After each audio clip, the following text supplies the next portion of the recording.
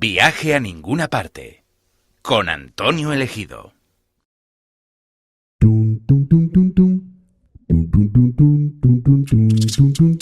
Buenas tardes, gracias por venir. El tema sé que no es fácil, por lo menos enunciado, ¿no? La muerte, ese gran desconocido para la época actual y que tantas sensaciones produce, más propias del sistema límbico, de una emoción muy baja, más que una comprensión clara, ¿no? De hecho, cuando le preguntamos a la gente, o le decimos a la gente, oye, vamos a dar una charla sobre la muerte, Yuyu, no sé qué, no sé cuántos, y... Adelante, estamos empezando, no hay que estar, estamos en los prolegómenos. Bueno, así que mis saludos a todos los que habéis superado esa primera resistencia a la hora de poder venir, os lo agradezco. No vamos a tratar el asunto de miedo ni escatológico, no es mi manera de ser. Por el contrario, yo creo que vamos a conseguir, y ese es el objetivo de la charla de hoy, vacunarnos contra un tema que tal vez puede ser uno de los grandes males de nuestra época. No porque todos se mueren, las estadísticas son aplastantes, sino porque lo mucho que cuesta mantener una conversación inteligente y clara sobre esta temática. Así que agradezco, insisto de nuevo, una vez más, la asistencia, es la tercera, 3 veces 3.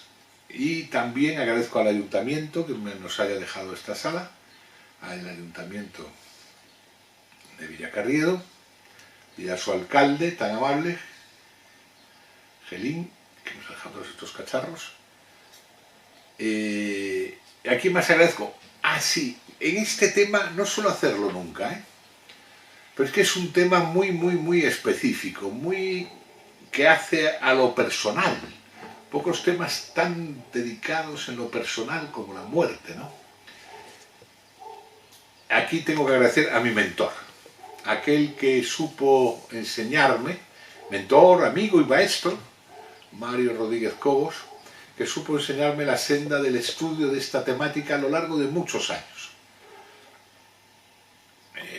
Mis primeros contactos con la muerte, como todo el mundo, es porque se muere alguien cercano, en mi caso en el colegio, hace más de 50 años. Pero digamos que de una manera intencional, ya diciendo vamos a estudiar el asunto, ya con 17 años empecé. Entonces, bueno, más o menos 50 años llevo ya sobre el asunto, ¿no? Así que mi deuda con el mentor, del cual me fue orientando en distintos momentos de mi investigación, y muchas cosas que voy a decir hoy, pues seguro que se las copio. Seguro que para mí esto me gusta y lo cojo, ¿no? Bueno, eso es comprensible. ¿Qué es plagio? Pues no sé hasta cuándo es plagio, hasta cuándo es estudio. Bueno, que sea todo plagio. En realidad, dudo mucho tener una sola idea inteligente sobre el tema propia. Yo creo más bien todas las ideas que tengo, si algunas inteligentes, porque me lo enseñó alguien o lo leí en algún lugar. Pero no me considero así como un hombre muy erudito. Vamos a ver cómo nos acercamos al asunto, ¿no? Por supuesto, sin voces raras, tranquilos, intentemos estar en una atención tranquila, ¿no? Vamos a ver. Ubiquémonos en el aquí y ahora, ¿no? Vayamos, por ejemplo, vamos a hacer un test. Vamos a hacer test, que eso es muy bueno, ¿no? En el aquí y ahora, y le decimos a alguien, ¿cómo siente la muerte? Ya murió, ya está. Vemos que genera esa sensación rara, ¿no? Eso lo hemos notado en casi todos los casos. Decimos, ¿le da miedo? Muchísimos dicen, no, que va, a mí no me da miedo. No tengo nada que ver con eso del miedo. Lo que pasa es que no quiero pensar en ella. Pero parece que es un tema importante. Hemos dicho antes que las estadísticas son aplastantes, todo el mundo se muere. Cambiemos de tema. ¿Pero le da miedo? No. Sabemos que nos tenemos que morir. Lo sabemos. Sí, lo sabemos. Bien. ¿Le intranquiliza? Sí, eso es que hablar de ello, mal de... No. Eso sí, tengo muy claro que la muerte de los seres queridos me toca y directamente. Y ahí, evidente, a todos. Pero se dan cuenta que es una conversación difícil de llevar adelante, ¿no? Hay como muchas resistencias, ¿no? Decían los grandes estudiosos de la mente que debes guiarte por las resistencias, ¿no? No me importa, pero no, pasa para ahora. Bueno, pues, ustedes conocen ese cuento sufí sobre la muerte, que Idrissá cuenta de que estaba el gran maestro sufí en la puerta de su casa, sentado, tomando un poco el té, con el sol, y le llega a su vecino agitado. Por favor, déjame tu burro, que necesito viajar. ¿Qué te pasa? Es que necesito viajar urgentemente a irme del pueblo, voy a ir a Basora, me voy de aquí. Ajá. ¿Qué ha pasado? Mira, es que entraba a la plaza del pueblo y he visto que por el otro lado entraba la muerte. Así que me voy a ver para que no me encuentre. Y bueno, coge el burro, si eso te deja bien. Siguió tomando el té y se acercó a la muerte. Nuestro amigo, que era un hombre sabio, sí hablaba con la muerte. E incluso siguiendo las normas de la hospitalidad, le invitó a un té. Siéntate bueno, pero voy a estar poco. ¿Qué tal? ¿Cómo estás? Intercambiaban un poco. Te voy a estar poco porque es que me tengo que ir a Basora. Aunque es raro porque cuando entré en la plaza creí encontrarme con tu vecino, pero es que es raro porque he quedado con tu vecino concretamente en Basora dentro de media hora. En este cuento los sufíes nos dicen, mira muchachos, hagas lo que hagas, ahí tienes un plazo inexorable, ¿no? Podrás intentar esconderte, pero... Bueno, decimos que vamos a investigar, investigación de campo, ¿no? Vamos a los niños siempre nos dicen la verdad, ¿no? Y dice, ¿qué pasa cuando uno se muere? Dice, uno se duerme. ¿Qué es como que se duerme? Sí, uno se duerme. Muy bien. ¿Y a ti te gusta dormir? Sí, me gusta. Y entonces, ¿te dará igual morirte? No, eso no quiero.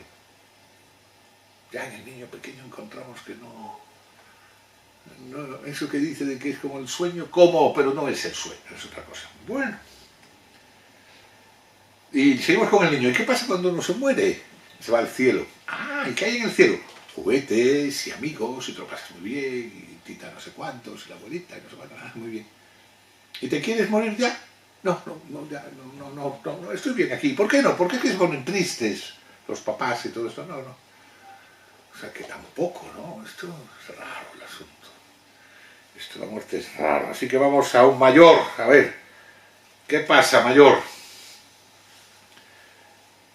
No me daba miedo, no. Entonces, ¿por qué? No, es que no le encuentro sentido. ¿A qué no le encuentras sentido? Porque es que cuando estás muerto no encuentro sentido, que estoy existiendo y después no existo. Bueno, pero tú cuando tú naces,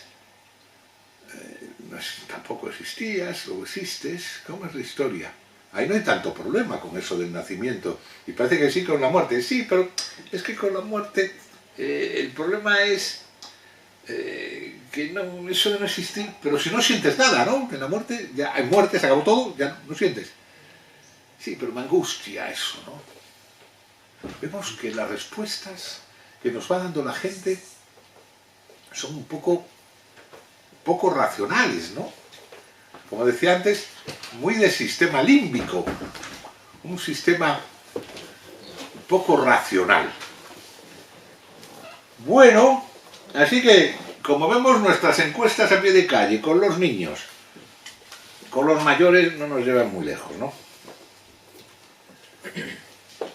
Bueno, se puede entender, porque tú dices, ¿qué pasa cuando uno se muere? Y dice, bueno, yo me acuerdo que hace pocos años, aquí en Barrio Palacio, que está cerca de aquí, en Valle de Nieves, de donde viene mi familia, yo oí por primera vez esta expresión. Pregunté por uno, no voy a decir el nombre, y dice, no, le dimos tierra. Y yo me quedé así, dice, claro, es una expresión muy de Cantabria, le dieron tierra. Ahora te imaginas al pobre hombre, muerto con la boca abierta, y aparretadas que le están dando tierra, así va a querer morirse su abuela. Yo no quiero morirme si me van a llenar de tierra. O sea que también eso de imaginarse la muerte, que se supone que no sientes, pero parece que sientes, ¿no? Porque si estás muerto no sientes, pero sí sientes que te están... Por eso hay gente que no puede imaginarse que le están quemando. Yo incinerado no, porque eso de que me quemen, pero estás muerto, ya por si acaso. Bueno, pues entonces te enterramos. Bueno, es que también eso de que me entierren, imagínate si no estoy muerto. Bueno, no, nos cercioramos, que te matamos otra vez si no hace falta. O sea, no ponemos una caja, ahí, me asfixio. No, pero estás muerto, no te puedes asfixiar. Y empieza a tener problemas pulmonares cuando nos está hablando. Digo, esto es más raro que un perro verde este tema, ¿no? Todos lo habremos visto, lo que estoy contando es recopilar experiencias que todos hemos tenido, más o menos, ¿no? Cuando se saca el tema, ¿no? Bueno, esto, si no somos parsis, ya saben ustedes, los parsis son esa religión, los únicos que quedan de la primera religión monoteísta del mundo, con Zoroastro. Los parsis, que hay unos 150.000 en el planeta, y en Nueva Delhi hay 50.000. Y el otro día leía una entrevista a los pobres parsis que estaban muy mosqueados, porque, joder, es que resulta que ellos tienen la costumbre, cuando alguien se muere, que, muerto evidente, le dejan la torre del silencio para que se lo coman los buitres. Y claro, ahora en Bombay, era Bombay, no era Delhi, era Bombay, había pocos buitres, porque ahora hay muchos pesticidas y se mueren muchos pájaros. No era fácil que te comieran bien, ¿no? O los tibetanos que te hacen polvo, te dejan así, en pampa. Si tú tienes esa imagen de tu muerte, no me extraña que no te quieras morir. O la de los indios del norte de América, ¿no? Que se iban de la tribu al bosque a que se lo comieran los bichos. Hay osos, lobos, vengo acá que me coma un lobo, que ya soy mayor y no sé qué.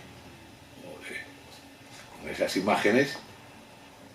Claro, que nosotros ahora también tenemos las nuestras, ¿no? Imagínate tú un hospital lleno de tubos, muriéndote. Poco serio esto la muerte. No vamos bien con esta investigación. Esto de hacer... Todo esto es muy extraño, Por mucho que queremos investigar, así como ahora está de moda, vamos, investigación de campo se llama esto que estoy diciendo, ¿no? Bueno, vamos a un funeral o a un entierro. Todos cuando nos llegan a un entierro, ¿no? Te meten ahí en una caja o las cenizas o lo que sea, lo que hayas decidido.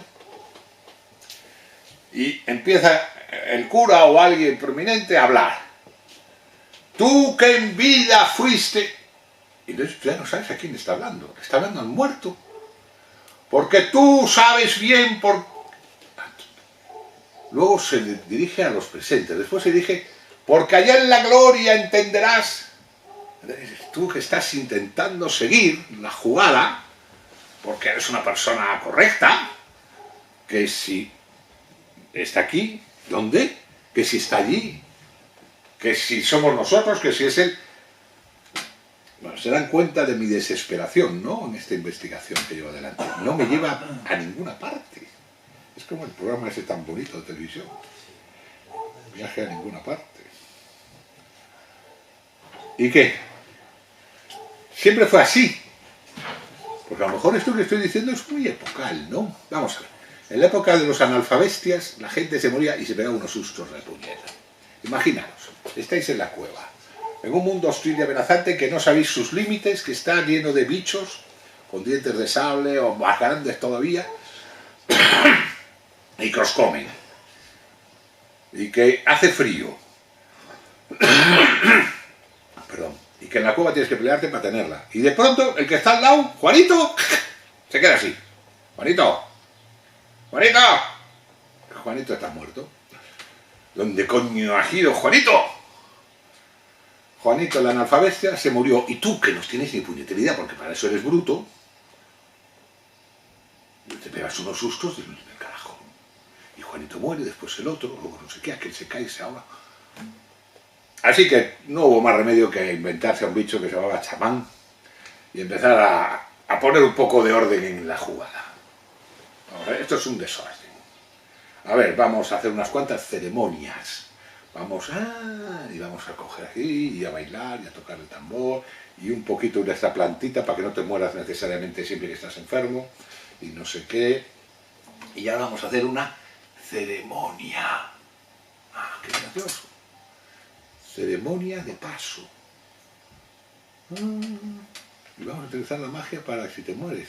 Empezamos ya a ver cómo ya se empiezan a juntarse ya un par de neuronas para igualar la jugada, ¿no? Que no siempre gane la muerte, sino que vamos a ver si me muero pues por... Interesante eso. Ya empieza el ser humano a se plantea el sentido de la muerte. Aquellos se lo planteaban en serio, no miraban a otro lado. Allí el chamán, si no resolvía, le caneaba. Bueno, vayamos a la primera civilización, porque aquellos eran muy básicos y... A ver, los sumerios, ¿no? Los sumerios, saben ustedes, ¿no? Entre el Tigris y el Éufrates hay la primera civilización. 3500 antes de Cristo, ¿no? Y vemos que el primer libro escrito, escribió el primer libro, sí, con escritura cuneiforme, en barro, con forma de cuña, y cuneiforme, hicieron unas 17 tablillas para el primer libro que era el poema de Gilgamesh. Sí, me suena que algo. Que luego tenía una suerte de gemelo llamado Enkidu, y no sé qué, sí. Y en ese libro, vaya, es un libro en el que Gilgamesh va en busca de la inmortalidad. El rey de Ur va en búsqueda de la inmortalidad. Anda, en el primer libro, o sea que algo de importancia tendría el asunto, ¿no? No voy a profundizar mucho en la cultura y la religión. Tenemos a la diosa Inanna, que tenemos en sus textos cómo baja al inframundo. ¡Al inframundo! Y empiezan a hacerse como una suerte de escenario, ¿no? Una suerte de mapa. Y allí están los demonios. Y ahí tenemos a la pobre Inanna luchando contra los demonios. Bueno, el que le guste están ahí preciosos los versos, ¿no? Yo lo cojo y digo, mira los sumerios. Y con ellos siempre da la cosa a divertirse. Los asirios, los babilonios, toda esta banda. Sin duda, de todas maneras, la mejor banda de todas, me van a permitir ustedes, son los griegos. Porque si bien es cierto que los egipcios es una cultura mágica totalmente, y el tema de la muerte, recuerden ustedes el libro A la salida de la luz del día, que es todos los encantamientos que hay que hacer con Osiris, los mitos de Osiris o los mitos de Isis, según para que puedas morir y tu alma será pesada como una víscera y será pesada en una balanza, y si pesa más que una pluma te come Anubis y te fastidias, y si no... Bueno, es verdad, estaban muy interesados los egipcios, pero los que son buenos, no puede ser de otra manera, los griegos. Los griegos hay que quitarse el sombrero, y sin quitarle la importancia a los egipcios. ¿Qué nos dicen los griegos? Pues claro, queremos saber qué nos dicen, ¿no? Bueno, en sus obras clásicas, las más básicas, por ejemplo, la Ilíada, ustedes saben que Aquiles dice, bueno, tiene que elegir y prefiere morir, pero si se inmortalice en la historia. Fíjense, es una suerte de trascendencia en la sociedad, en la historia. Aquiles, muy interesante. Ahora, la Odisea. Bueno, nuestro amigo la Odisea, saben ustedes que es la historia de Ulises. ¿Y por qué no se llama la Ulisiada? Listo. Eso lo decíamos siempre en bachiller. Porque en griego es Odiseo, tío, no te enteras. Odisea, Ulises. La maga Circe le dice que se vaya al Hades y que hable con Tiresias. O sea que ya vamos viendo que hay como planos, ¿no? El plano del Hades, el plano del infierno. El Hades es donde están los muertos, ¿no? El dios Hades y todo eso, ¿no? Uno de los tres primeros grandes dioses. Bueno, no vamos a hablar de mitología aquí. Simplemente lo vamos nombrando, ¿no? Vamos viendo que la cosa se va haciendo un poquito más grande. Bueno, y no solamente en la Odisea, porque ahí tenemos la Eneida. La Eneida ya no es griega, no te pases, Antonio, no. La Eneida es romana. ¿Y quién la escribe? Virgilio. Un libro maravilloso, muy bien hecho, ¿eh? Muy listo, muy listo, muy listo, muy listo. Porque Virgilio escribe un libro que le va a ocurrir a Eneas, que sale de Troya, cuando cae Troya, en su búsqueda, cuando llega a las mares de Nápoles y se encuentra con la Sibila allí, con la maga, ¿quién era esta? La de Cumas, que le dice para visitar el mundo de los muertos, a encontrarse con la sombra de Anquises, su padre. Para ello tiene que llevar una rama dorada, la lleva, entonces la Sibila la acompaña, se meten al inframundo y ahí se encuentra con varios, se encuentra con Aquiles, dice, ya prefiero ser un esclavo en el mundo de los vivos, aquí, dice, no, pues aquí no, parece que esté muy bien. Y Anquises, y después digo que Virgilio es muy listo, le cuenta a Eneas todas las generaciones posteriores a él, hasta llegar ¿a quién? A Augusto, qué grande, el primer emperador. Esto era una obra que se la van a regalar a Augusto, y como en medio de esta vuelta, claro, ya lo sabía Virgilio, que estaba aquí, lo que iba a pasar de allí para acá. Pero bueno, el hecho que, más allá de que era un tío listo, nos cuenta sobre la relación del mundo del inframundo, y también en la cuarta geórgica, no se escriben las geórgicas, Georgias, no sé cómo pronunciarlo bien, las Georgias, es decir, en la cuarta nos habla Virgilio de que Orfeo entra después de Eurídice en el Hades. Ese es un mito muy bonito griego, en el que se puede ir al inframundo. Hermes era también el mensajero que nos iba y nos traía. Se puede entrar. Esto es muy interesante. Orfeo entra y sale. Anda, la madre de Mario. ¿Por qué es importante? Porque los griegos van a hacer una cosita muy inteligente. Van a hacer los llamados misterios. Bueno, también lo hacían los egipcios. También, sobre todo los egipcios son los misterios de Isis y Osiris. Pero los griegos, ¡bah! ¡Fantástico! ¿Han oído ustedes hablar de los misterios de Eleusis? Hay unos pocos kilómetros de Atenas. O los misterios órficos, por eso decía lo de Orfeo, qué interesante. O los misterios dionisíacos. Bueno, los griegos tienen unos cuantos, tienen un amplio... ¿Y qué es eso de los misterios? Y aquí es donde me va a permitir que me pare un momento y diga, bueno, parece que esto de investigar funciona. ¿Qué ocurre con los misterios? Los misterios son unos sistemas estructurados. Otro paréntesis, no se puede decir mucho porque estaba prohibido con la muerte hablar de los misterios. De los misterios hay obras clásicas, solamente tenemos a Plutarco, que nos habla sobre Isis y Osiris, y a Puleyo, que era romano, en el 100 y pico, que nos habla en el Asno de Oro sobre la iniciación de Isis. La Isis alejandrina, no la Isis original. En el libro 11, ellos hablan, el libro 11 nos habla de cómo es iniciado los misterios de Isis. Los misterios. Había que ser iniciado. Si tú eres un hombre libre de Atenas, por ejemplo, y eres un hombre, no eres esclavo, normalmente tienes un cierto nivel, eres ateniense, entonces te vas a iniciar en los misterios. Por ejemplo, en los de Eleusis, que tienen fama de ser el no va más. 2000 años, solo faltaron un año, los misterios de Eleusis, todos los años se celebraban. Hasta que llegaron los cristianos en el año 440 y pico, Alarico dijo al carajo, y los quitó. ¿Cómo hace eso? Falta respeto. Bueno, 2000 años estuvieron enseñando a los atenienses a morir. ¿Cómo? Es que el objetivo de los misterios es enseñar a morir. ¿Le suena esa frase? Si mueres antes de morir, no morirás jamás. o el que muere antes de morir no morirá jamás. En eso consistían los misterios.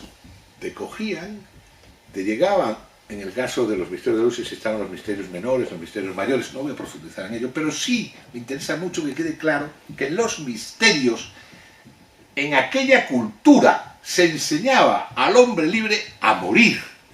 Por eso, en el mito, Orfeo va por Eurídice, en los misterios órficos está claro, te van a echar la muerte y podrás salir. En el caso de Dionisio, él nace 2 veces. Recuerden que Zeus se lo coloca en el muslo para que pueda nacer y todo eso. O sea, en todos estos casos te enseñan en unos ritos y parece ser, y les digo que es que no se sabe perfectamente, que en algunos casos utilizaban el apoyo de drogas para poder vivir mejor la jugada. Pero el hecho era que durante unos días el ciudadano medio acudía a iniciarse. Y una vez que se iniciaba, eso sí podía decirlo, y los testimonios son unánimes. Se había encantado de la vida. ¿Cómo? No era solo la muerte. No, encantado de la vida. Parece ser que si tú resuelves el tema de la muerte, vives genial. Anda. Eso después lo hablará la fenomenología de Husserl, la importancia del futuro. Si la muerte te corta el futuro, das futuro. Pero, si de alguna manera resuelves el tema de la muerte, vives como un buen ciudadano y vives bien, alegre y sin contradicciones. Y cuando llega la hora de la muerte, te acuerdas de tu iniciación. Aquella que tuviste en Eleusis, o con Isis, o con los órficos, bien sea con Apolo, bien sea... Da igual, porque incluso además era de buen tono iniciarse en varios misterios. ¿Qué pasa? Yo estoy iniciado en un par de misterios, en el de Isis y en el de Orfeo, no sé. Todos decían lo mismo. Cambiaban un poco el escenario, pero todos hacían lo mismo. Te ayudaban, primero, importante, a vivir mejor. Y segundo, a que en la hora de tu muerte pudieras morirte tranquilamente. Eso es lo que le lleva a un personaje como Sócrates, que Platón nos lo cuenta en el Fedón, no tiene miedo a morirse, al revés. Dice, no, un hombre sabio está preparado, un hombre sabio está preparado para morirse. Anda. Se lo había planteado seriamente nuestro amigo Sócrates. Lo mismo va a pasar con Séneca, ¿no? Es decir, la gente lista de la época, además de que se iniciaban en misterios, si eran sabios, trabajaban el tema de la muerte. Por ejemplo, hay un libro de Séneca que se llama De la brevedad de la vida, al que recomiendo, por supuesto, en el que habla de estas cosas. Mientras estás ocupado, dice Séneca, huye a prisa la vida, llegando la muerte. Bueno, bien. Confucio, también en otras culturas, nos habla muy bien de estas cosas. En Roma, ¿qué les parece Roma? Roma es un copión, copia de los griegos. Pero copia bien, porque hay gente que copia mal.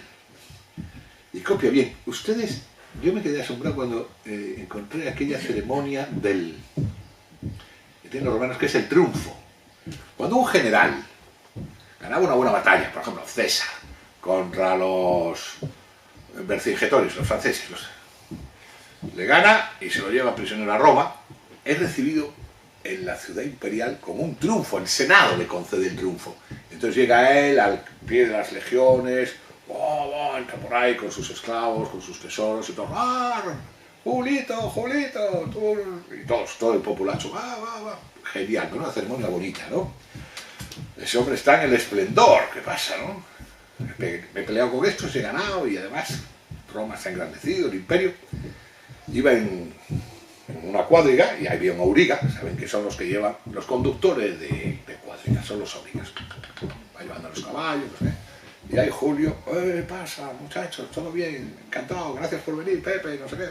Estando en esa dinámica, y detrás, un poquito atrás de él, tiene un esclavo con el brazo levantado que tiene pues, la típica corona de laurel, ¿no? Del triunfador. Y cada X tiempo le susurra al oído, Tempus fugit.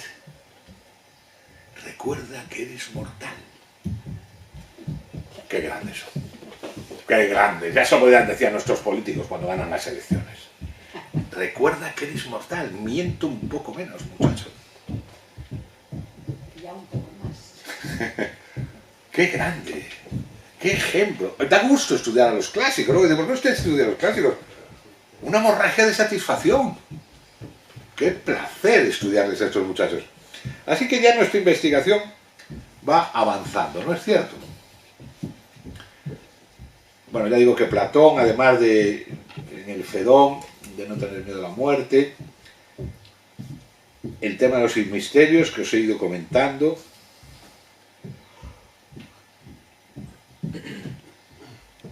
o sea que pareciera que todos ellos, el objetivo es enseñar la esencia de la muerte ritual de real. Y luego en Oriente tenemos un libro muy interesante que también recomiendo, que es el libro de los muertos tibetano, el Bardo Todor. En Egipto tenemos el libro de la salida a la luz del día, que es también enseñar lo que hay que hacer cuando uno se muere. ¿Y en Occidente? Nada. ¿Cómo que nada? No, en Occidente la única manera como nos planteamos la muerte es por la religión y la fe. Pasa a ser un monopolio de la Iglesia y la casta sacerdotal. Gran instrumento de dominio y manipulación. El que domina la muerte, tú eres ya Pedro, tú eres el que tiene las llaves de la puerta. Si tú cierras, cerramos. Joder. ¡Qué poder! Mi amigo. Lo único que hay en el medievo es una cosa que se llama el Ars Moriendi, muy bonito por sus dibujos. Es un texto, en la Edad Media se hizo muy popular, pero insisto, todo, no hay nada más. Todo es un tema religioso, es decir, tú haces esto y entonces si te portas bien, al cielo. Te portas mal, estás jodido. Ahí se acabó. Ah, tú verás. Pues la tenemos buena, ¿eh? Y si tienes fe, mejor para ti. Ya decía Unamuno, ¿no? Ya me gustaría a mí tener la fe del carbonero. Porque el hombre que tiene fe, todo esto que estoy diciendo no le importa un cuerno. Yo tengo una fe absoluta y cuando me muera hay trascendencia.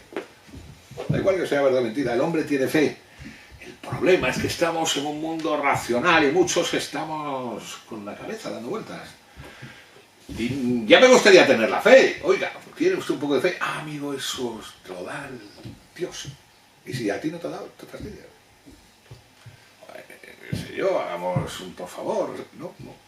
¿Y qué hacemos? Pues ese es el problema que tenemos, que no sabemos qué hacer.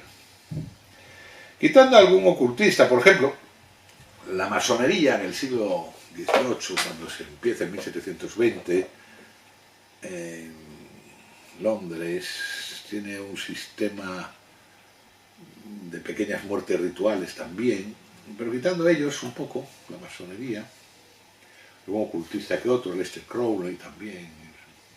Aquí en Occidente estamos muy tocados del ala. No, iba a decir estamos jodidos, pero no puedo decirlo porque si me oyera mi madre se iba a enfadar conmigo.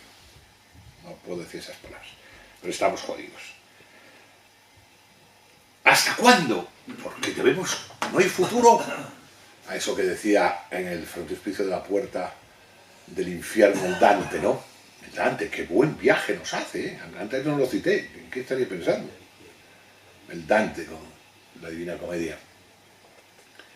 Llegas, estando a la mitad de la vida, no sé, inicia el viaje y se encuentra en la puerta del infierno un cartel que dice: tú que llegas aquí abandona toda esperanza. Lo peor que le puedes hacer a un ser humano es quitarle el futuro. Si pierdes la esperanza te han quitado el futuro. Si para ti la muerte es la ruptura, te han fastidiado, bien fastidiado. Bueno, comentarios aparte. Nosotros sí tenemos futuro, porque hay una cosa, a comienzos del siglo XX, 1900 y poco, que se llama la psicología humanista. Ah, los humanistas, ¿cuánto debemos a los humanistas? Hasta ahí, bueno, pues todos hemos oído hablar de Papa Freud, el inconsciente, la psicología que sí se encargaba de estudiar la conciencia, los sentidos, la memoria y poco más. Y un inconsciente muy reprimido, muy joven, fastidiado. Pero surge la psicología humanista. Yo creo que uno de los primeros profesores de la psicología humanista es Carl Gustav Jung, que algunos de ustedes conocerán. Interesante. Ya con Jung la cosa empieza a ponerse interesante. Pero no solo es él, la psicología humanista. Erich Fromm, ¿qué les parece? La Gestalt, Adler, Wilhelm Reich. Bueno, Wilhelm Reich y Erich Fromm son los que prologan ese maravilloso libro El secreto de la flor de oro, taoísta, ¿no? Espectacular. Luego puede que lo mencionemos otra vez. ¿O qué más? Bueno, pues eso, esos primeros psicólogos empiezan a poner el acento en el ser humano. Y entre ellos yo diría que me voy a quedar tal vez con el que me parece más interesante, que es un tal Maslow. No se olviden de ese nombre, Maslow. Claro está que coincide epocalmente con lo que se llama en filosofía la fenomenología. Muy interesante eso de la fenomenología. Husserl, Heidegger, Kierkegaard, Ortega, raciovitalismo, en Ortega, existencialismo, Sartre, Camus. Bueno, la fenomenología es otra manera de pensar. Es una cosa muy interesante la fenomenología. Eso coincide además en el campo de la psicología con la psicología humanista. ¿Pero por qué? ¿Por qué? ¿Por qué? Porque cambia el paradigma. ¿Qué es un paradigma? La idea en la que vamos todos así nos cambia y ahora es otra. Ahora es el ser humano. Y ahora nos preocupa el ser humano. Y entonces todo cambia. Cambia el paradigma y todo cambia. Y ahí, ya digo, comienza en el 1900 y pico, pero va a ser en la década de los 50 del siglo XX cuando ya sea como una suerte de fuegos artificiales. Está el momento ideal. ¿Y qué nos encontramos ahí? La psicología transpersonal, que ya no solo se ocupa de la conciencia y todas estas cosas. No, ahora se preocupa de más, de las religiones, de la experiencia religiosa, de la experiencia con las drogas, de las escuelas de transformación, de las experiencias importantes en la vida, y ahí eso lo relacionan con la psicoterapia. Y la cosa empieza a ser interesante. Bueno, es la época en la que Hoffman descubre el LSD, ya saben ustedes, esa droga que al principio fue legal y después ya no lo fue, la mescalina, la psilocibina. Aquí hay médicos que saben mucho más que yo de esos temas. Yo hago como que me lo sé, pero sé un poco. Pero sobre todo los niveles de conciencia y psicoterapia. Ah, interesantísimo. Y aquí tenemos también otra caterva de gente famosa. Yo lo digo porque si alguien quiere luego leer libros, pues ahí tiene, todos los que digo, pues alguno tiene uno. Huxley, Tarr, Lilly, Croft, Suzuki, Maslow, etc. Pero bueno, vamos a detenernos un poco y ser más pedagógicos. Es decir, que la psicología transpersonal viene a sumar a la psicología tradicional, que habíamos dicho que viene a sumar cosas tan divertidas como la parapsicología científica. ¿Pero existe ciencia en parapsicología? Sí, luego lo vamos a ver. Los niveles de conciencia, la práctica de las religiones, como estuve diciendo. Es decir, los místicos ya no son solamente una panda de zumbaos, sino que muchas religiones nos indican técnicas y pragmáticas concretas y precisas para trabajar niveles de conciencia. Cuando yo hablaba del secreto de la flor de oro de Carl Gustav Jung, nos encontramos en el siglo VIII con los taoístas haciendo un trabajo interesante. Después hablaremos de los sibaitas, que también hacían cosas. Bueno, y de mucha más gente. Así que esto ya empieza a ser interesante. Ya no solo hacemos encuestas, sino que empezamos la investigación.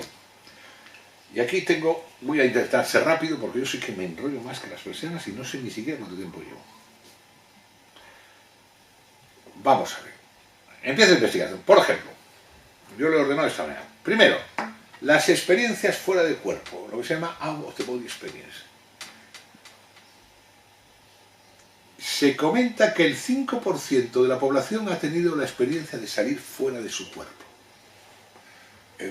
Entre los médicos es muy frecuente, no todos los días, pero sí es frecuente el oír como algunos enfermos dicen que cuando están en la mesa de operaciones, tal vez, dicen algunos, influenciados por algún tipo de drogas que han necesitado tomar, el sujeto dice, yo me vi fuera de mí, y ellos estaban operándome.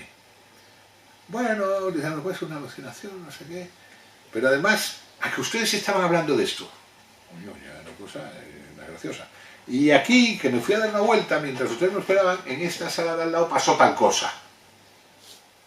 Y ahí había un médico curioso que fue a ver, y para qué había pasado tal cosa. Ojo. Y el 5% de la población dice haber tenido este tipo de experiencia. Que de momento determinado sale de su cuerpo y se ve, una suerte de pequeño viaje astral, ¿no? Ese cuerpo astral. Vaya. Ahí queda. Esto se profundiza cuando en las UCIs, que saben ustedes son unidades de cuidados intensivos, las UBIs famosas, un equipo de médicos y enfermeras, concretamente en un estudio piloto, el profesor Carlis Osis y... ¿cómo se llama este? Siempre no me suena el sueco. Bueno, el Staffendon, ¿cómo se llama este? Hacen un primer estudio con 5.000 médicos y enfermeras de UCIs. Y al final se encuentran con 32.000 y pico respuestas de individuos que dicen haber salido de su cuerpo, pero un paso más, porque eran enfermos terminales, estaban en las UCI, estaban en la cosa, que si para allí y para acá, y cuenta que de pronto sale y se encuentra unos seres luminosos, en algunos casos familiares, que le llevan y le acompañan hasta un túnel de luz. Eso lo habremos oído muchos, ¿no? Y meterse por el tunelillo y cuando llega a la mitad del camino, volver. O sea, ya no solo es que se sale de su cuerpo, ahora parece que inicia un viajecillo. Y esa experiencia la hace, esa investigación nos la hace nuestro amigo Carlis Osis. Y Haraldsen, es como se llama el sueco este. Y después de hacer ese estudio piloto, hacen un estudio en el que con 1.500 experiencias de médicos y enfermeras norteamericanos e hindúes, transcultural, y se reproduce otra vez lo mismo. Los sujetos, cuando vuelven de esa suerte de viaje, hombre, no están muertos porque si están muertos no es que hayan resucitado. Digamos que en esa dinámica fronteriza del cuasi muertos, por llamarlo de alguna manera, te cuentan, primero, si tenían angustia ante la muerte se les quita. Es como un bálsamo. Si tenían dolores, en muchos de los casos se les quita totalmente o disminuyen profundamente. Son experiencias de autorrealización y totalmente gratificantes. Y en todo lo que han visto les parece hermoso y armónico. Bueno, ahí está. No uno ni dos, miles.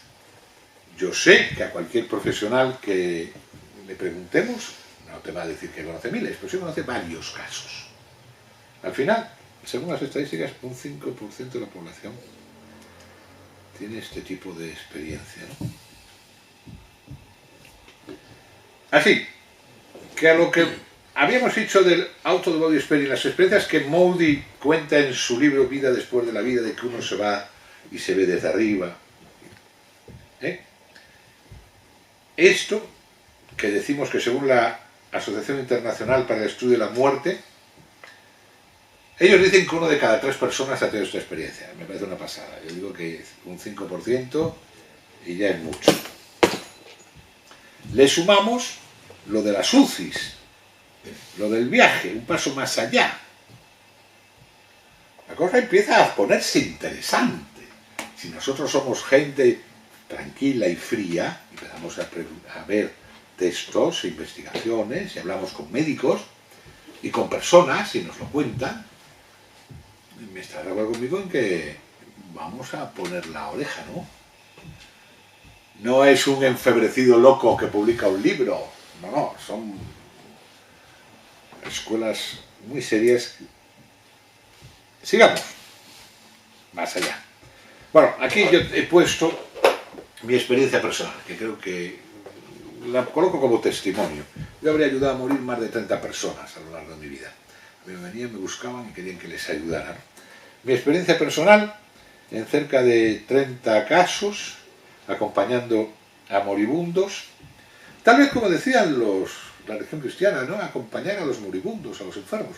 Bueno, pues yo lo hacía sin cuestión religiosa, intentando evitar lamentos y lloros en la sala, acercándose, dando la mano al enfermo, cercanía, susurrándole al oído, ayudándole a hacer lo que para mí era un tránsito. Claro, no le voy a decir, te vas a morir y ya está, se acabó todo. No.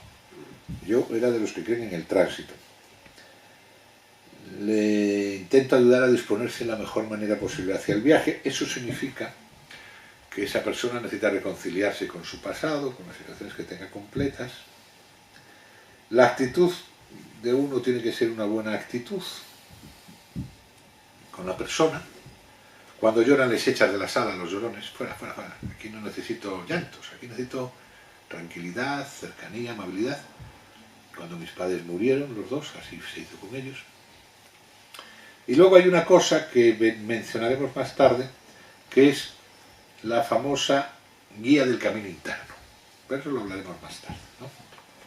Queda ahí mencionado que en la experiencia personal se producen estas situaciones, se intentaba evitar el temor y hay una serie de experiencias. Por ejemplo, en algunos casos hay personas que utilizan el Bardo Todol en el capítulo primero para, así lo aconsejan los tibetanos, para susurrar, colocan a la persona en posición de león acostado y le susurran al oído.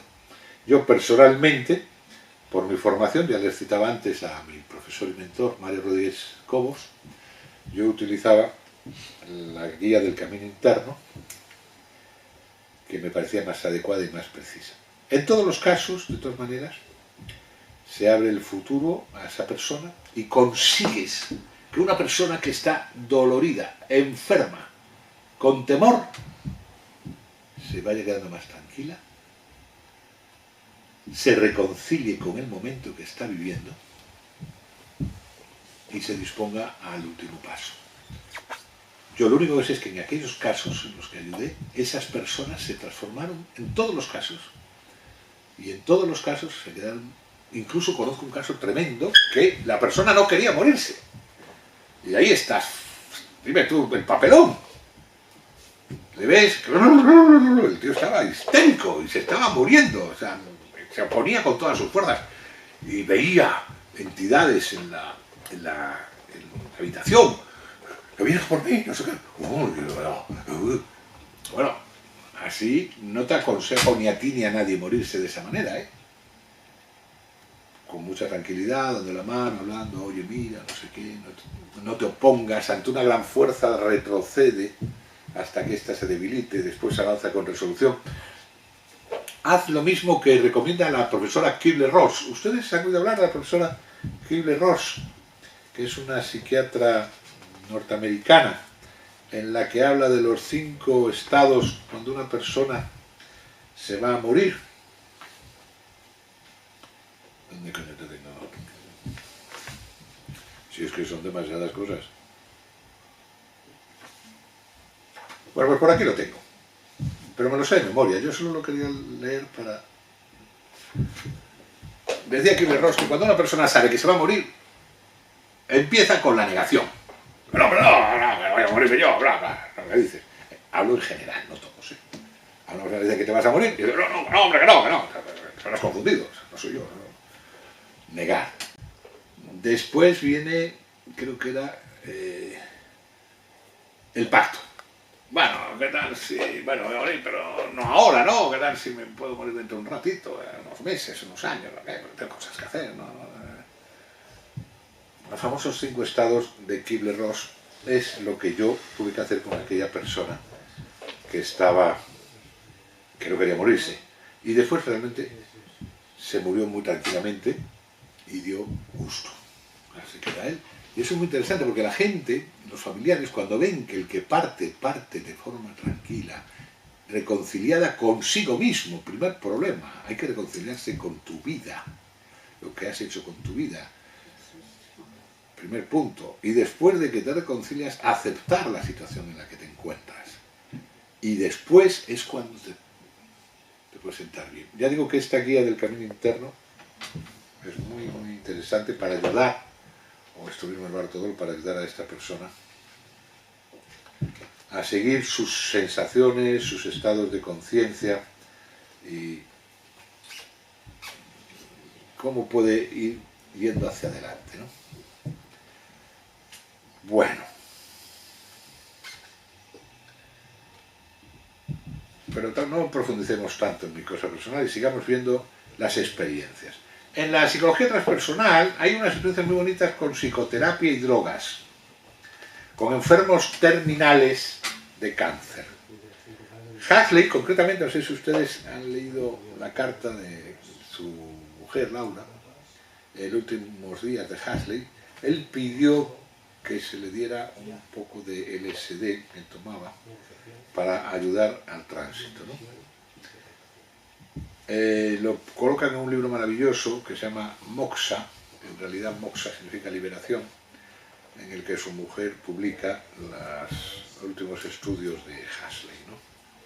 Aldous Huxley, el que escribió Cielo e Infierno, que era un investigador, La Isla también la escribió, Las Puertas de la Percepción, era un estudioso sobre este tipo de estudios de drogas. En el chamanismo, cuando hablábamos, hay una gran tradición en el trabajo con drogas y utilizando guías, bien Eduardo Todol, bien la guía esta que les digo.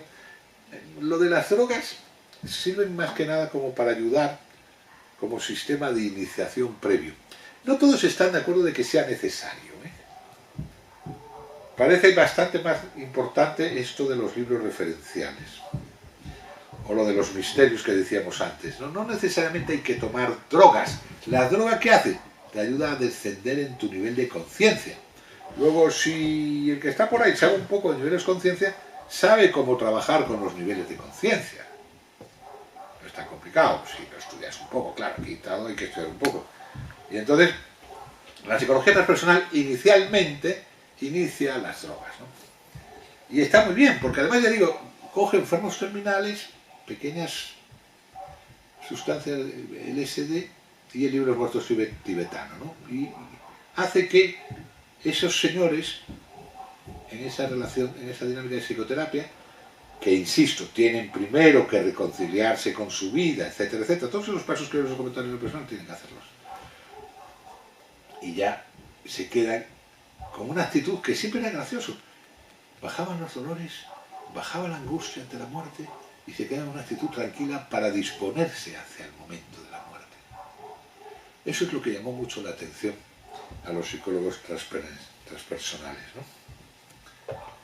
Esto se investigó mucho en el Spring Grove State Hospital de Baltimore y en el St. Wolf Hospital Sinai de Baltimore también. Y también en Maryland, en el centro psiquiátrico. Más de 100 investigaciones concretas sobre esto, ¿no? La psicología transpersonal está lleno de gente muy interesante. Ya digo, Aldous Huxley trabaja en los estados altos de conciencia. Lilly. Habrá ustedes oído hablar de la supresión sensorial, ¿no? Con la cámara de aislamiento, cámara de supresión sensorial. Muy interesante, ¿eh? Yo he investigado con cámara de supresión sensorial, es muy interesante. Concretamente, la Sociedad Atalanta, en México y Argentina, ha estudiado los estudios, bueno, hay muchos estudios que se han hecho con cámara de supresión sensorial. Consiste, te colocas en una pequeña piscina, con una pequeña banda de flotación, el agua a la misma temperatura que el cuerpo, agua salina para que tu cuerpo esté como flotando, en oscuridad, te dan una pequeña píldora para cuestiones de sabor. De lo que consiste es en que van dejando sin estímulos externos tu conciencia. Digo externos porque tienes estímulos internos, ¿no? Kinestesia, anestesia. Aunque la anestesia, digo, como la misma temperatura del agua, de la piscina, pues hace que no tengas esa anestesia exterior del cuerpo. Los límites del cuerpo no los tienes.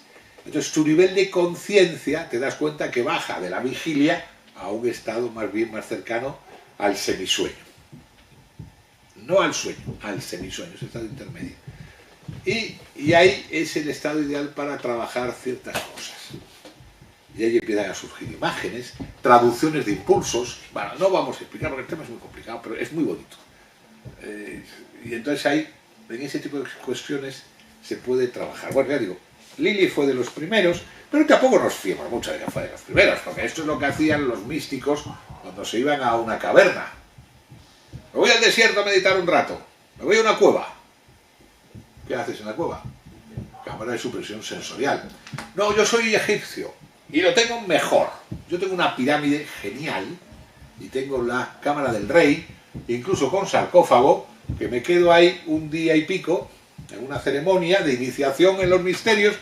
Ah, pero las pirámides no son donde se enterraban los faraones. No hemos encontrado ningún faraón muerto allí, Algunos piensan o pensamos que más bien eran lugares para que la casta sacerdotal hiciera sus trabajos de misterios.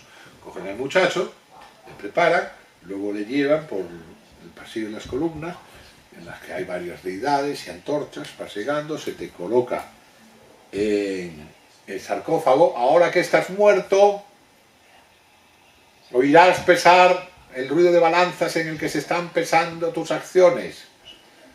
No sé qué, Osiris, no sé qué. Y ahí te recitan unas cuantas cosas del Dios de los muertos. Y ahí tienes tu experiencia. Mueres, pero no mueras ahora, no. Ahora vuelve a la vida.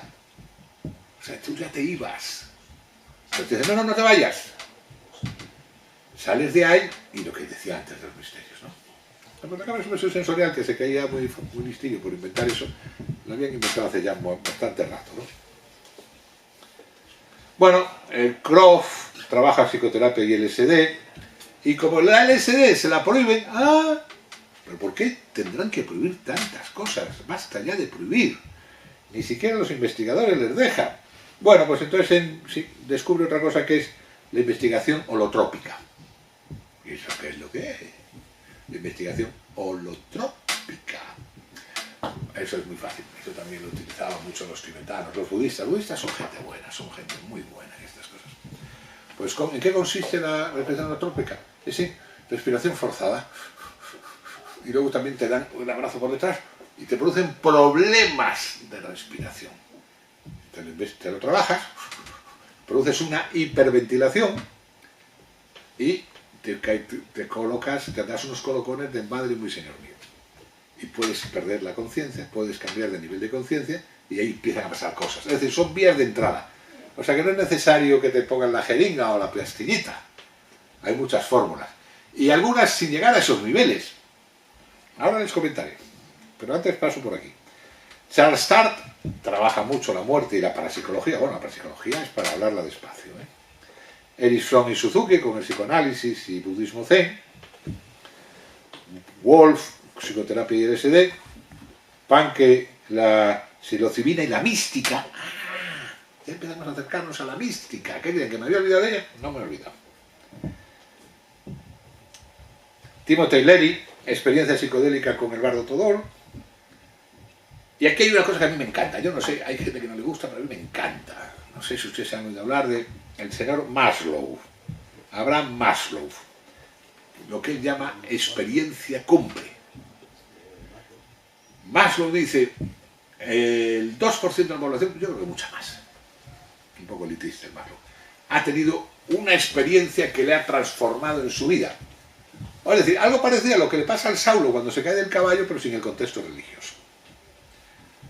Que de pronto te da un flash, viendo la naturaleza, o haciendo el amor en un momento determinado, o enamorándote, o oyendo una determinada música, o viendo un determinado cuadro.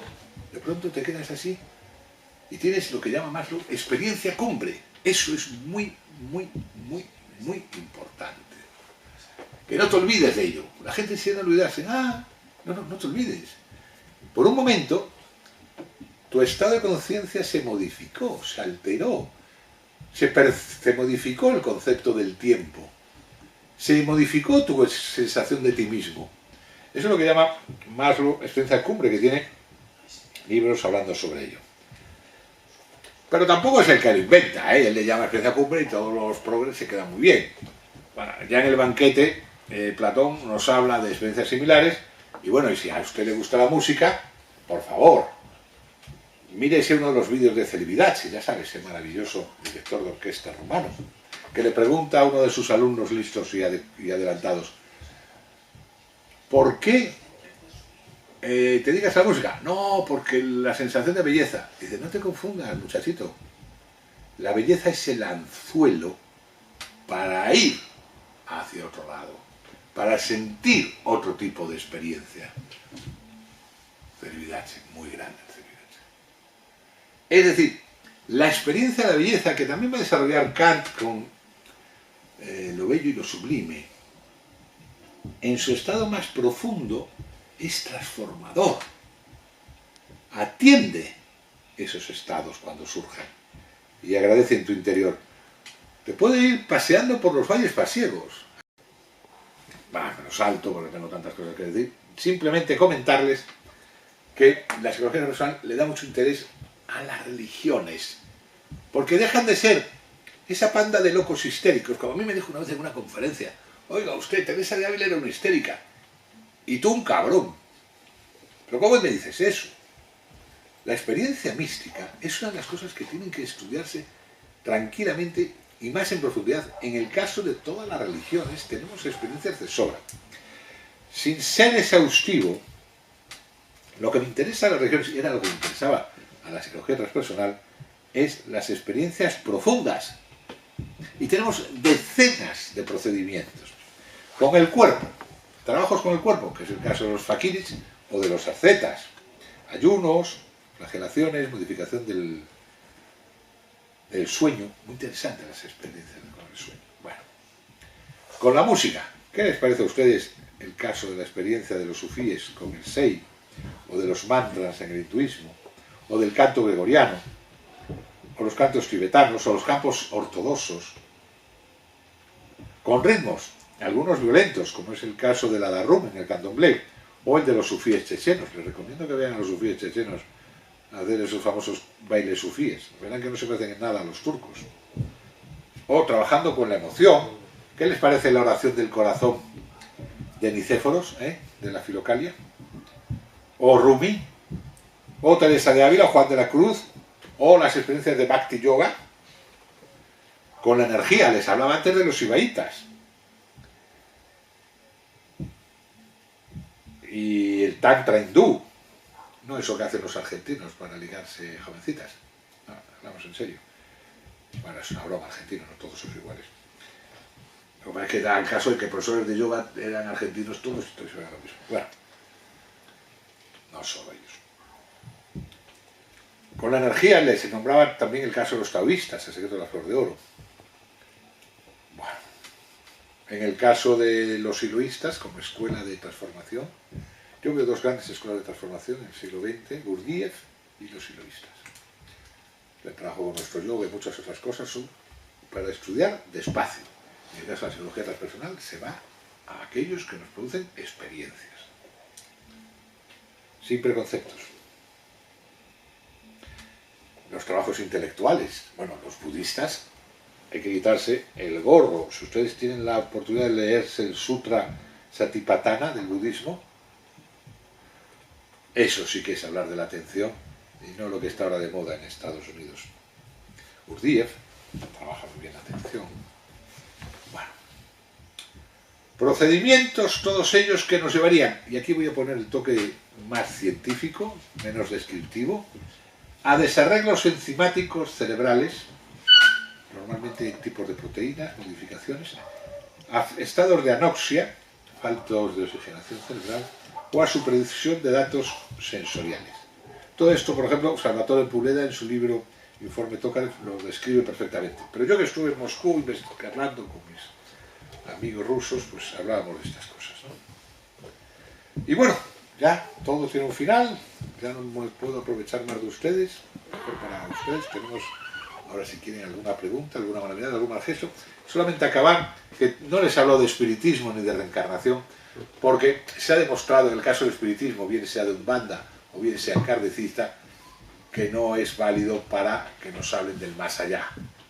Y tampoco en el caso de la reencarnación, en el libro de Stevenson, 20 casos sugestivos de reencarnación, demuestra la mínima coherencia. Lo digo desde el análisis científico de los dos temas, ¿no? En el espiritismo y la reencarnación. Sí, por el contrario, la parapsicología, cuando nos habla de la precognición, de la telepatía y de la clarividencia, en los estudios de la escuela americana, con Charles Sturt, o la escuela teórica del Centro Latinoamericano para la Psicología de Sao Paulo, o la escuela europea con Charles Richet y todos estos, ¿no? Bueno, no se quejan, ¿no? No hemos venido a meter miedo. Yo creo que si cogen todos los datos que he utilizado, como si fuera en un hilo de discurso, y lo recuerdan y lo recorren, seguro que alguna conclusión sacan ustedes. Yo no se lo voy a sacar. Yo les digo que durante 50 años dediqué mi vida a estos estudios. Todo lo que les he dicho, además de ser cierto, es verdad.